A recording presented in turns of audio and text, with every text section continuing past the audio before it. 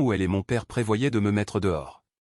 Quoi qu'il en soit, je garde ça sur le cœur depuis des semaines et j'ai vraiment besoin de vider mon sac. Voici d'abord quelques informations de base car croyez-moi c'est important pour la suite. J'ai perdu ma mère à cause d'un cancer du sein quand j'avais 8 ans. C'était horrible évidemment mais on a tenu le coup. Mon père était complètement anéanti, il pouvait à peine fonctionner durant la première année. Les parents de ma mère, de vrais saints d'ailleurs, ont pris les choses en main de façon incroyable. Ils ont pratiquement emménagé avec nous pour m'aider et s'occuper de moi pendant que mon père gérait son deuil et essayait de maintenir son entreprise de conseil à flot. Une note rapide sur la situation de la maison car c'est crucial. Mes grands-parents étaient assez aisés. Pas immensément riches mais assez confortables pour acheter cette immense villa de 5 pièces dans l'un des quartiers les plus chics de la banlieue de Lyon. L'idée était que nous vivions tous ensemble pour qu'ils puissent m'élever correctement. Ça a super bien marché pendant un temps pour être honnête. Mais ensuite mon père a rencontré Corinne, ce n'est pas son vrai nom mais ça lui va comme un gant, lors d'une conférence à Paris environ 2 ans après le décès de ma mère. Il était là-bas pour essayer de développer ses affaires et elle travaillait comme coordinatrice d'événements. Selon lui, ça a été le coup de foudre immédiat. Je suppose que Corinne a vu son opportunité avec un veuf éploré propriétaire de sa propre boîte parce qu'elle a littéralement déménagé à l'autre bout de la France pour être avec lui après seulement 3 mois de relation. Et surprise, ils se sont mariés dans les 6 mois suivant leur rencontre. On peut dire que les signaux d'alerte étaient partout. C'est là que ça devient intéressant. Corinne a amené ses 2 enfants avec elle. Théo, qui a 24 ans maintenant, en avait 11 à l'époque et c'était déjà un sale gosse gâté. Océane, 20 ans aujourd'hui, en avait 7 et honnêtement elle n'était pas trop mal au début mais Corinne l'a transformée en un mini-clone d'elle-même au fil des ans. Mes grands-parents ont essayé d'être gentils, vraiment. Mais je me souviens les avoir entendus parler tard le soir du fait qu'ils ne faisaient pas confiance à Corinne. Ils pensaient qu'elle n'en voulait qu'à l'argent de mon père. Retournement de situation, ils avaient raison, mais ils se sont tus pour le bien de mon père parce qu'il semblait heureux pour la première fois depuis la mort de maman. Les premières années ont été rudes.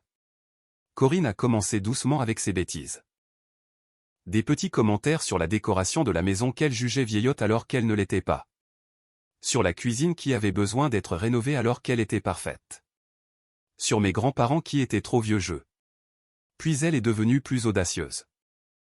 Elle a commencé à réorganiser les meubles sans rien demander, à jeter certaines vieilles décorations de ma mère en prétendant qu'elle prenait la poussière et a lentement commencé à prendre le contrôle de la maison.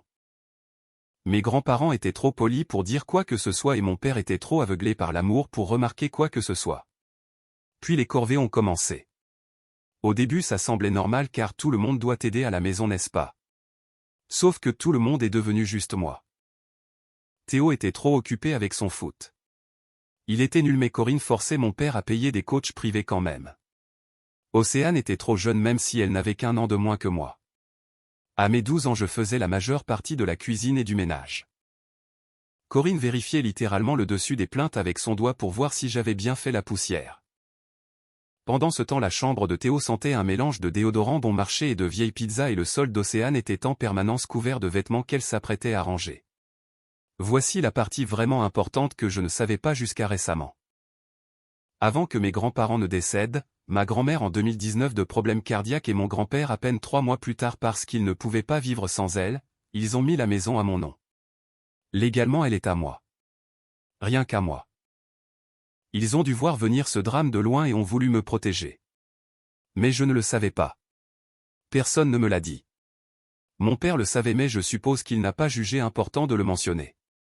Alerte divulgachage, c'était très important. Corinne n'en avait aucune idée non plus sinon elle aurait essayé de mettre son nom sur l'acte d'une manière ou d'une autre. Donc ces dernières années j'ai essentiellement vécu comme une servante dans ma propre maison à cuisiner, nettoyer et faire la lessive de tout le monde.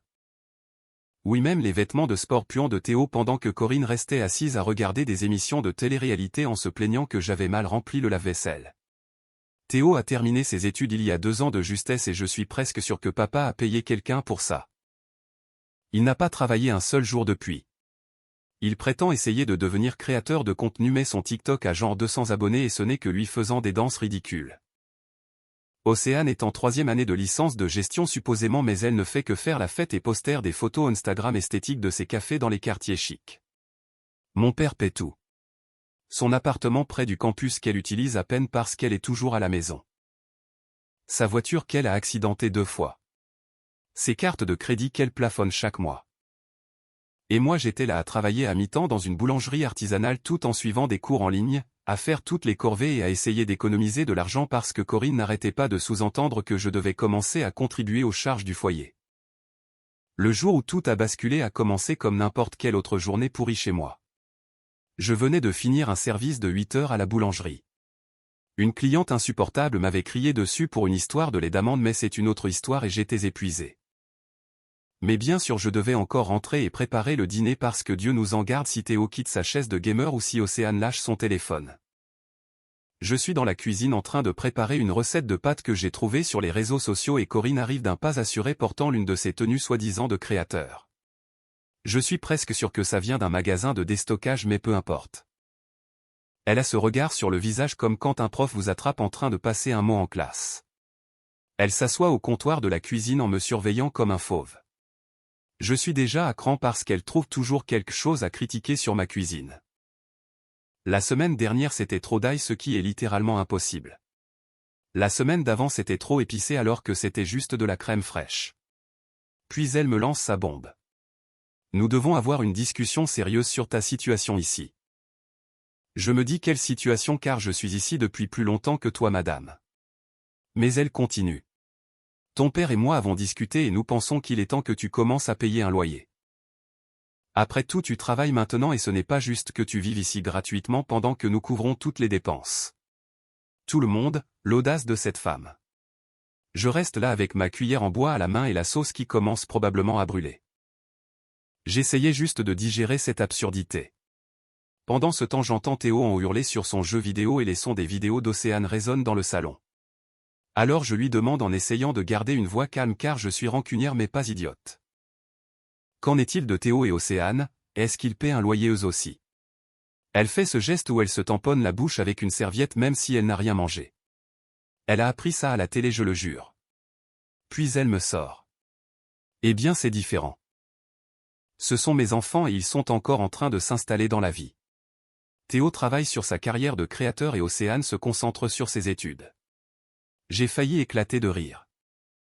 La carrière de Théo consiste à faire du playback raté et à jouer à Fortnite sur Twitch pour 3 spectateurs dont sa mère et son deuxième compte. Et les études d'Océane, la fille n'a pas ouvert un manuel depuis la rentrée. Mais c'est là que ça devient intéressant. Corinne commence à exposer ses exigences de loyer raisonnables. 800 € par mois par les temps qui courent plus les charges. Et je devrais toujours aider à la maison, autrement dit continuer à être leur boniche. Je reste là à remuer ma sauce et quelque chose en moi se brise net. Vous savez ce moment dans les films où tout devient silencieux et clair. C'était comme ça. Toutes ces années à être traité comme Cendrillon. Tous les commentaires méprisants, toutes les corvées supplémentaires, toutes les fois où j'ai dû laver les chaussettes sales de Théo ou ramasser les fossiles d'Océane par terre dans la salle de bain. Tout m'est revenu d'un coup. Alors j'éteins la cuisinière, la sécurité d'abord, je pose la cuillère et je regarde Corinne droit dans ses yeux pleins de botox. Laisse-moi bien comprendre, je dis et ma voix est étrangement calme. Théo qui n'a pas gagné un seul centime depuis son diplôme et passe ses journées à insulter des gamins de 12 ans sur sa console n'a pas à payer de loyer. Océane qui explose ses cartes de crédit en achetant des fringues de fast fashion et n'a jamais touché un aspirateur de sa vie n'a pas à payer de loyer. Mais moi je dois le faire. Le visage de Corinne a ce petit tic bizarre. Sûrement le botox qui lutte contre ses muscles faciaux. Elle commence à déblatérer sur le fait que je suis plus stable et que la famille doit s'entraider et d'autres bêtises qu'elle a sûrement lues sur un groupe Facebook de maman. C'est là que j'ai décidé de lâcher ma propre bombe. Mais d'abord j'ai appelé tout le monde dans la salle à manger, j'ai dit à Corinne que je voulais discuter de ça en famille en utilisant ses propres tactiques de manipulation contre elle. Théo a râlé de devoir quitter son jeu et Océane a agi comme si se lever du canapé était une torture médiévale mais finalement tout le monde était assis à table. Les pâtes étaient froides à ce stade mais je m'en fichais car j'avais perdu l'appétit. Quoi qu'il en soit, Corinne commence à expliquer sa proposition à tout le monde en jouant les directrices d'entreprise. Théo sourit en pensant sûrement à comment il pourra dépenser son argent de poche dans son jeu maintenant que je paierai les factures. Océane enregistre tout pour sa story privée, elle adore le drame tant que ça ne la concerne pas. Et c'est là que je l'ai fait.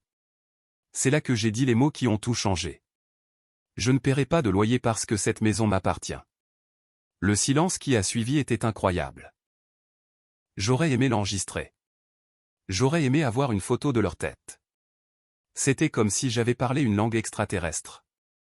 Théo s'est arrêté de manger, sa fourchette suspendue en l'air avec des spaghettis qui retombaient dans son assiette. Dégoûtant. La mâchoire d'Océane est littéralement tombée, c'était la première expression sincère sur son visage depuis qu'elle a découvert les filtres de beauté. Mais Corinne, sa réaction n'avait pas de prix. Vous voyez cette roue de chargement quand votre ordinateur plante. C'était son visage. Son cerveau ne pouvait littéralement pas traiter ce que je venais de dire. Puis ils ont tous commencé à rire. Un rire hystérique. Elle est bonne celle-là, a dit Théo en s'étouffant avec de la sauce. Je jure que ce mec mange comme un enfant de 3 ans. Tu as trouvé ça sur TikTok ou quoi? Océane a déjà son téléphone sorti en pensant sûrement que ça ferait du bon contenu pour sa série sur les moments de famille. Corinne essaie de rire aussi mais je vois la panique s'installer. Elle a ce regard qu'elle affiche quand sa carte est refusée dans un magasin de luxe, ce qui arrive plus souvent qu'on ne le pense. De quoi tu parlais, essaie-t-elle de dire d'un ton méprisant mais sa voix tremble. Cette maison est à moi et à ton père. C'est là que ça devient bon. Je m'adosse à ma chaise en essayant de canaliser cette énergie de méchant de film calme et je dis pourquoi n'appelles-tu pas papa pour lui demander. Les faux ongles de Corinne commencent à taper sur l'écran de son téléphone si vite que j'ai cru qu'elle allait le fissurer. J'aurais presque aimé qu'elle le fasse car devinez qui aurait dû aller le faire réparer. Elle met le haut-parleur parce qu'évidemment elle adore avoir un public quand elle pense qu'elle va gagner une dispute. Le téléphone sonne quelques fois puis mon père décroche. Il a l'air fatigué sûrement parce qu'il travaillait vraiment pendant que son beau-fils construisait sa marque imaginaire. Marc, la voix de Corinne est toute douce et mielleuse comme quand elle essaie d'avoir un surclassement à l'hôtel. Léa raconte des histoires intéressantes sur la maison. Elle dit qu'elle lui appartient. Ce n'est pas vrai, n'est-ce pas? Le silence qui a suivi était assourdissant. On pouvait littéralement entendre mon père se racler la gorge comme il le fait quand il est mal à l'aise. Il le fait beaucoup avec Corinne. Puis finalement il dit « Eh bien en fait mes beaux-parents ont mis la maison au nom de Léa avant de mourir. » Boum. Le visage de Corinne est passé par plus de couleurs qu'un arc-en-ciel. D'abord rouge puis blanc puis ce vert bizarre que je n'avais jamais vu sur un humain. Comment ça ils l'ont mise à son nom, hurle-t-elle maintenant. Quand comptais-tu me le dire? Je ne pensais pas que c'était important, dit mon père faiblement. Réaction typique de papa pour être honnête. Pas important. Corinne se lève maintenant, sa chaise grinçant sur le sol. Tu n'as pas pensé qu'il était important de me dire que ta fille possède notre maison? Elle lui raccroche au nez au milieu de sa phrase. Le téléphone tape la table si fort que j'ai cru que l'écran allait encore se casser. Théo ne rit plus du tout. En fait, il a l'air livide. Il réalise probablement que toutes les fois où il m'a dit de sortir de sa salle de jeu, c'était en fait ma salle de jeu. Océane enregistre toujours mais elle a l'air d'un lapin pris dans les phares d'une voiture. Je peux pratiquement voir les brouillons TikTok s'effacer dans sa tête. Corinne respire comme si elle venait de courir un marathon dans ses chaussures de marque contrefaites. Elle essaie de se reprendre mais je vois ses mains trembler. Eh bien, dit-elle en tentant de paraître calme mais en échouant lamentablement. C'est clairement un malentendu. Bien sûr que tu n'as pas à payer de loyer, Léa, oublions simplement cette conversation. Mais voilà le truc. Je ne voulais pas oublier. J'en avais fini d'oublier toutes les bêtises qu'il m'avait fait subir au fil des ans. J'en avais fini d'être le paillasson de la famille. Fini de les regarder vivre gratuitement dans ma maison tout en me traitant comme leur boniche personnelle. Alors j'ai juste souri et j'ai dit « Oh, nous n'allons certainement pas oublier cette conversation. » En fait, j'ai marqué une pause dramatique. Que puis-je dire, j'ai appris des meilleurs. Je pense qu'il est temps que nous ayons une discussion sérieuse sur votre situation ici. Le regard de terreur pure sur le visage de Corinne était meilleur que n'importe quel cadeau de Noël que j'ai jamais reçu. Mais attendez, ça devient encore mieux parce que pendant qu'ils sont tous là à digérer leur nouvelle réalité, j'entends le téléphone de Corinne vibrer avec des messages de mon père. Elle les ignore mais je sais exactement ce qui se passe. Il est probablement en train de lui envoyer des messages de panique au sujet de tous les documents juridiques que mes grands-parents ont laissés, ceux qui prouvent tout ce que je viens de dire. Après cette scène de dîner nucléaire, je suis allé me coucher en me sentant plutôt fier de moi. Vous savez ce sentiment quand on tient enfin tête à la brute du lycée. Multipliez ça par 1000 et c'est ce que j'ai ressenti. Mais Corinne n'en avait pas fini. Pas du tout. Le lendemain matin, je m'apprête à descendre pour le petit déjeuner quand j'entends la voix de Corinne dans la cuisine. Elle est au téléphone avec mon père en haut-parleur bien sûr. Et devinez quoi tout le monde, cette femme essaie littéralement de convaincre mon père de me faire déménager de ma propre maison. Voici la conversation que j'ai surprise et oui je l'ai enregistrée sur mon téléphone parce qu'à ce stade je fais autant confiance à ces gens qu'à un serpent. Corinne disait Marc tu dois faire quelque chose pour cette situation. Ta fille devient un problème. Mon père répondait d'un ton fatigué que veux-tu que je fasse? Corinne a suggéré et si on reparlait des universités dans d'autres régions pour lesquelles elle a postulé. Tu pourrais l'encourager à partir. Dis-lui que ce serait bon pour son indépendance. L'audace de cette femme. Je jure devant Dieu qu'elle essaie vraiment de m'expédier à l'autre bout du pays pour pouvoir continuer à vivre dans ma maison sans payer de loyer. Mais attendez, ça s'améliore. Mon père a dit je ne sais pas trop. Corinne a utilisé sa voix mielleuse de manipulatrice. Réfléchis Marc, elle est jeune, elle a besoin de vivre loin de la maison et honnêtement je m'inquiète pour sa santé mentale. Toute cette colère qu'elle porte en elle ce n'est pas sain. Excusez-moi mais la seule chose qui affecte ma santé mentale c'est de vivre avec la méchante belle-mère de Disney Empire. Mais voici la partie qui m'a vraiment touché. Mon père a dit peut-être que tu as raison, je lui parlerai de partir pour ses études, ce serait peut-être mieux pour tout le monde. J'ai dû me mordre le poing pour ne pas hurler. Mon propre père avec qui j'ai vécu toute ma vie dont je me suis occupé après la mort de maman pour qui j'ai cuisiné et fait le ménage vient d'accepter d'essayer de me mettre dehors de ma propre maison. Alors j'ai fait ce que toute personne rationnelle ferait. Je suis entré dans cette cuisine comme si je n'avais rien entendu. Corinne a failli faire tomber son téléphone en me voyant. Elle était encore dans son peignoir en soie probablement faux comme tout le reste chez elle tenant son mug de meilleure maman du monde. Théo et Océane lui avaient acheté ça dans un magasin à 1 € pour la fête des mères et elle agit comme si c'était de la porcelaine fine. Bonjour ma chérie gazouille-t-elle comme si elle n'était pas en train de comploter pour se débarrasser de moi. J'ai fait du café. Premièrement elle n'a pas fait de café, elle a juste mis une capsule dans la machine que j'ai achetée avec mon propre argent. Deuxièmement ma chérie depuis quand?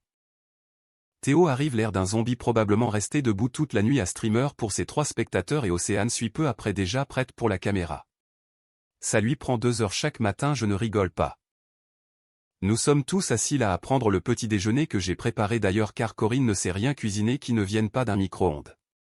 La tension est si forte qu'on pourrait la couper au couteau. Théo siffle ses céréales en faisant défiler les vidéos sur son téléphone. Océane prend des photos de son toast à l'avocat pour Instagram et Corinne prétend lire des courriels mais je vois qu'elle cherche en fait comment expulser quelqu'un qui possède votre maison sur Google. Pas très subtil avec l'angle du téléphone Corinne. C'est là que j'ai décidé de m'amuser un peu. Et Corinne je dis d'un ton super décontracté je pensais à ce que tu as dit hier à propos du loyer.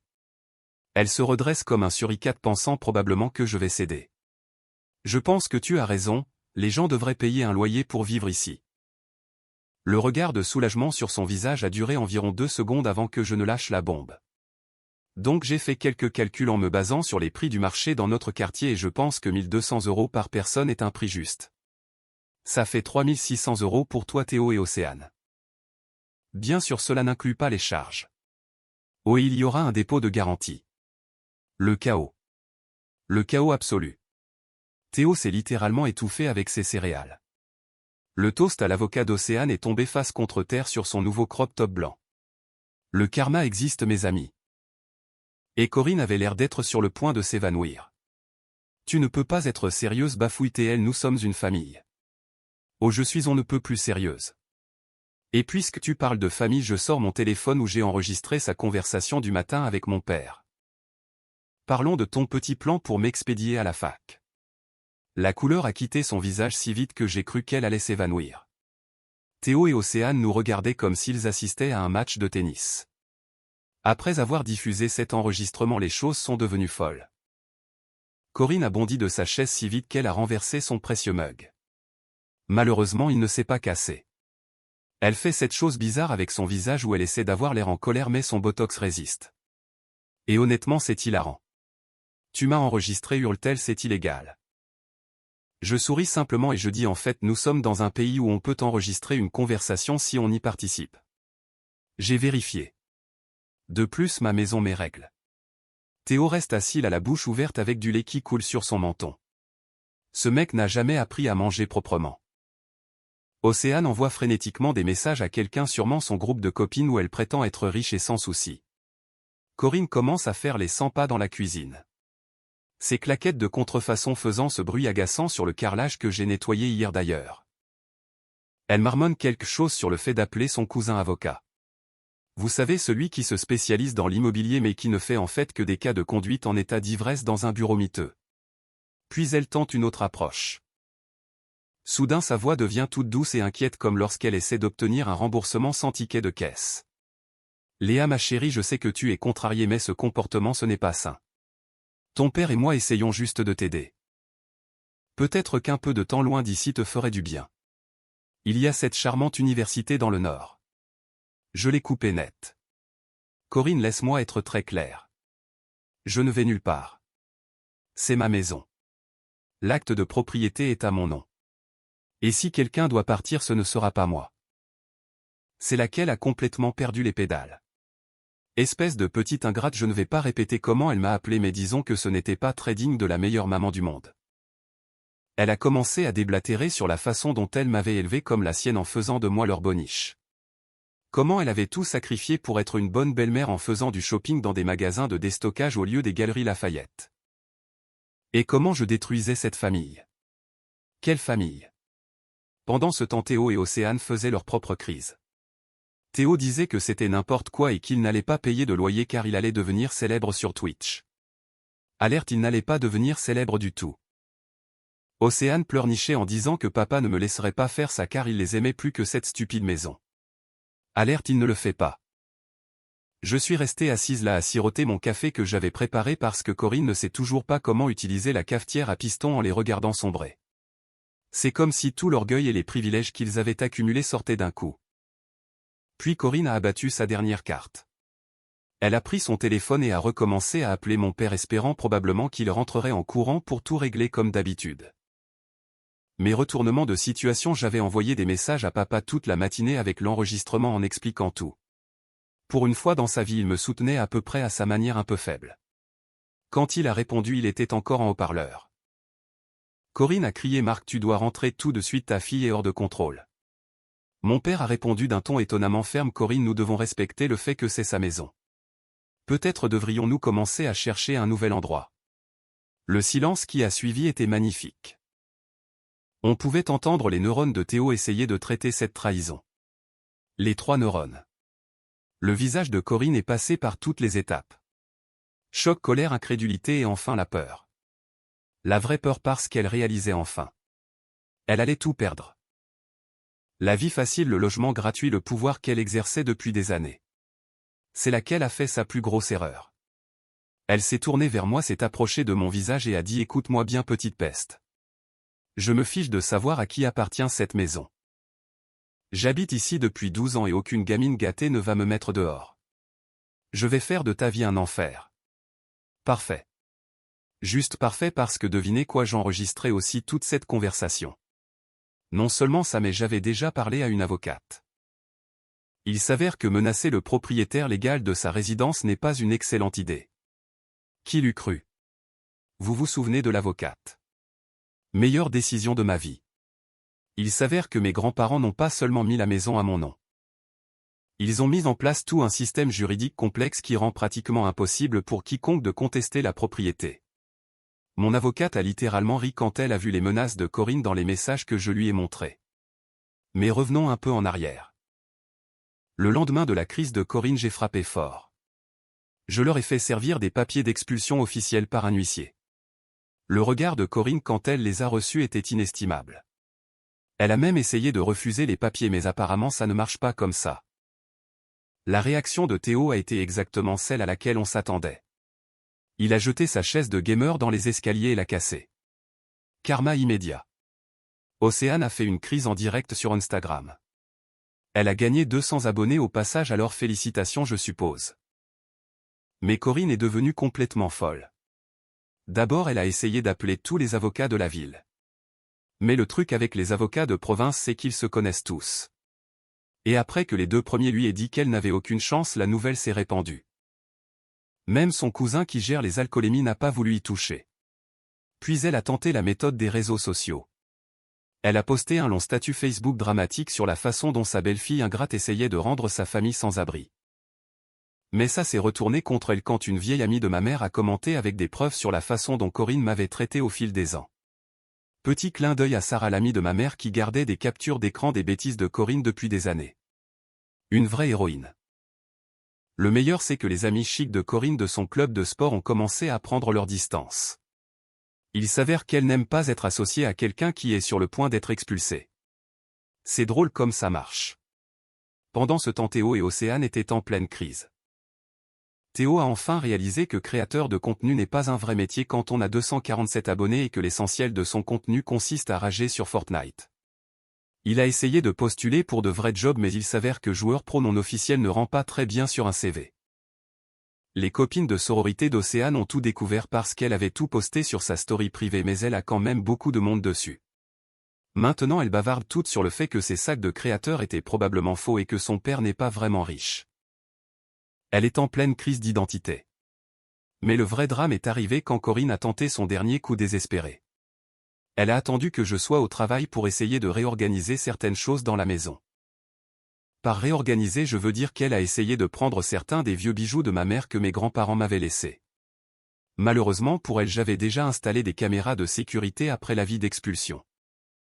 Je l'ai eu en vidéo claire comme le jour en train d'essayer de fourrer les colliers antiques de ma mère dans son sac Michael Kors de contrefaçon. J'ai appelé la police, déposé une plainte et montré les images. Vous auriez dû voir Corinne essayer d'expliquer à l'officier de police pourquoi elle déplaçait des bijoux qui ne lui appartenaient pas. Ses fausses larmes n'ont pas fonctionné cette fois. Sûrement parce que son mascara ne coulait même pas.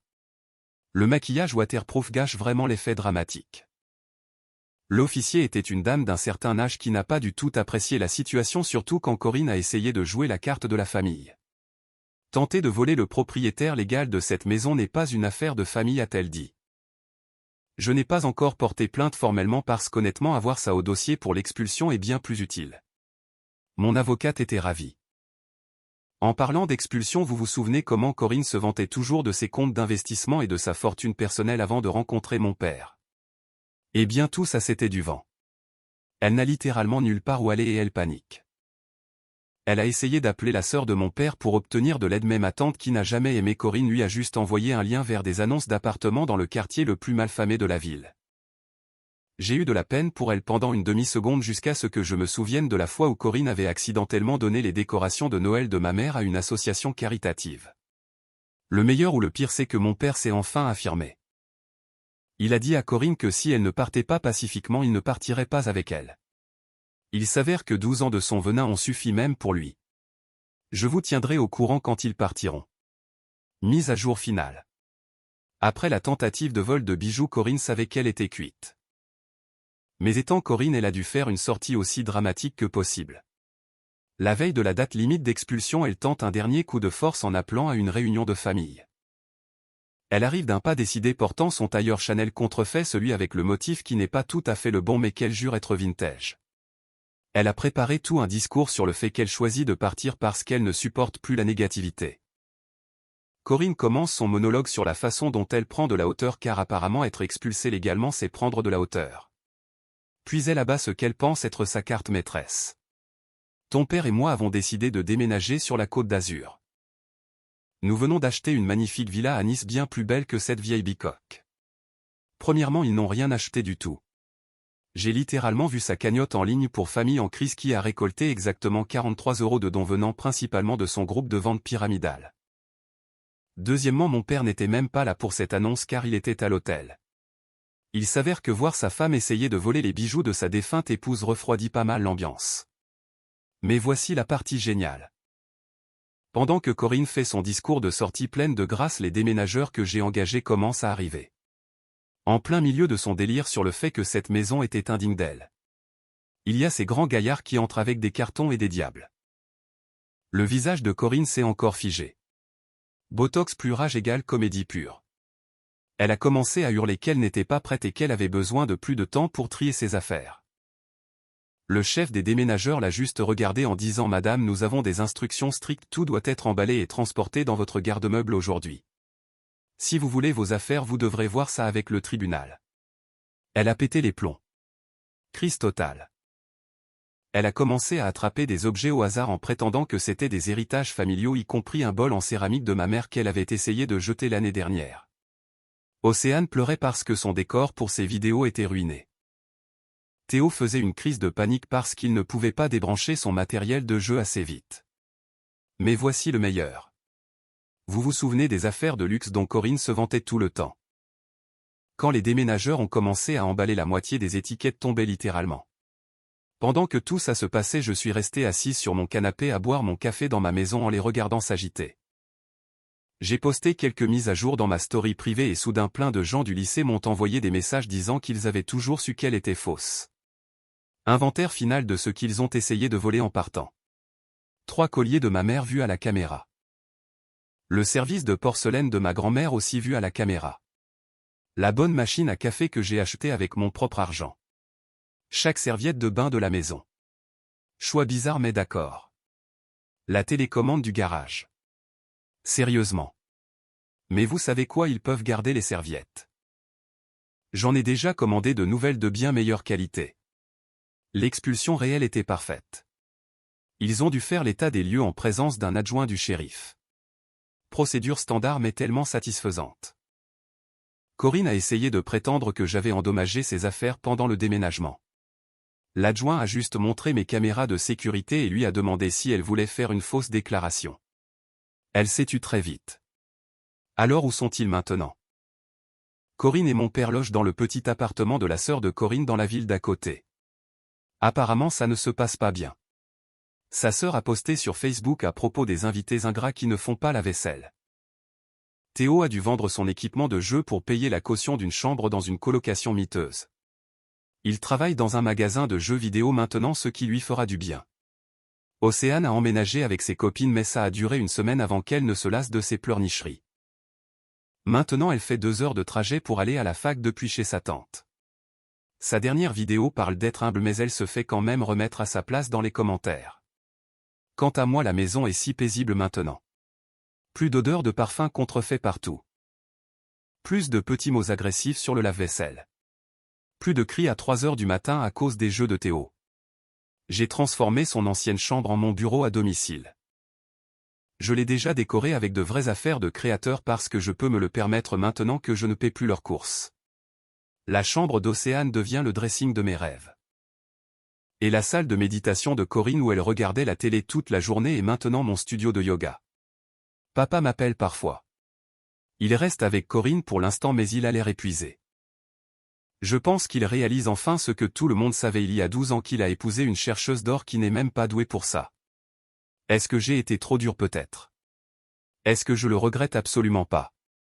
Ils ont joué avec le feu et ils se sont brûlés. Il s'avère que le karma se moque bien de vos fausses chaussures de luxe. Dernière mise à jour.